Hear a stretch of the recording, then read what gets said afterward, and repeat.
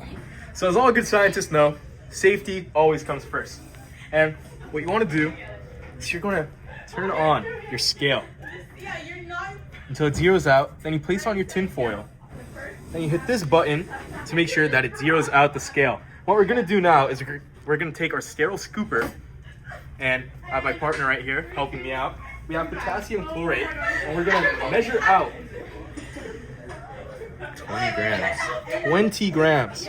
Although it only comes out in roughly 2-gram increments. Once we measure this, we pour it directly into our test tube. Wonderful. As so. So we have now successfully filled up our test tube, and now we place it in the ring. Make sure to be careful here. This glass can easily shatter.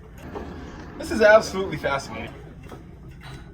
Just twist this until it clamps closed. I'm sure you've already seen many other lame videos, but ours, I can assure you, will not be lame. We're gonna blow up. 100% guarantee. You got anything to say about that? Continue. Well, obviously make sure it's secure so it doesn't fall, and then we'll proceed to the next step. Next step in our science experiment is to turn on the gas. You hear this signifies that gas is flowing. We're gonna take our flint and steel and light it. And wait until our potassium chlorate is completely melted into a liquid. And then and only then may we shove our gummy bear down the tube.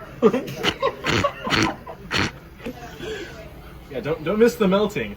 Yeah. You know, this almost reminds me of that one episode of Breaking Bad. Exactly, right? Yeah. When they got 99%. What was it? Just as you can tell, our work area isn't quite as clean. Oh yeah, that's it. We gotta burn the rest of our clothes after this. Disclaimer, always close your chemicals when using them to keep a 99% purity. Imagine if it toppled over. Oh my gosh, I'm wearing an all polyester fit. It got up in flames.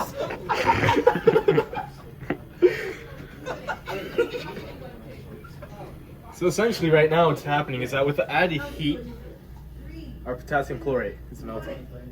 Yep. We're gonna take an orange gummy bear because everyone knows that these taste the worst, and we're gonna carefully drop it into the test tube. Uh-oh. How sticky are you?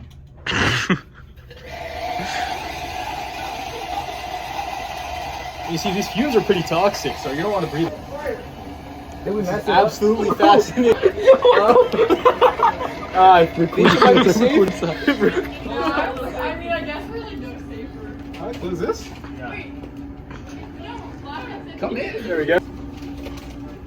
Well, as you can see, we almost burned down the school. This is absolutely fascinating, isn't it? Exactly. And this is why you always wear safety. Because you never know what can happen. And there goes the fire alarm. Shoots. And never let 3 high school students experiment with gas, potassium chlorate, a gummy bear, and a fume hood. Thank you for our experiment. Have a good day. What the heck in my mouth? Sorry, guys. Well, we had the administrators come in, but it's all good now. Nothing to worry about. Nothing to worry about. Lesson learned, don't let 3 high school students touch potassium chlorate, gas, a fume hood, and test tubes. Well, we started off with our original, here's our original balance equation, which is prior to boiling it. So we have here the potassium chloride, which is in the test tube in the beginning. Then to initiate the experiment, we add heat. We do this by flaming the bottom of the tube with any type of heat source until it starts boiling, which will give us these products such as oxygen gas and potassium chloride. Alright, so then we have the combustion of the gummy bear, which is represented here by the sucrose. And then we add the oxygen from earlier, the oxygen gas, which reacts with it, causing a violent reaction, which releases heat, water, and carbon dioxide. So just to recap, this is the boiling of the potassium chlorate, and then this is when we add the gummy bear, which as you can see release a lot of gas. Alright, now if you want to know what happened and why we ended up with the fire going out, the school almost blown up, you have to understand that when you're testing something inside of the fume hood, which we're going to represent with this, Here's our diagram. This is what we had, right? What they're supposed to be up here is a big fan, and there's a switch here that you flick down, and it turns it on, sucking up all the fumes and starts spreading them out in the room. And essentially what we forgot to do was flick this lever, turning on the fan, which had the fumes go everywhere instead of up and out the chimney. And additionally, what comes with most fume hoods, you typically have something that holds the test tube.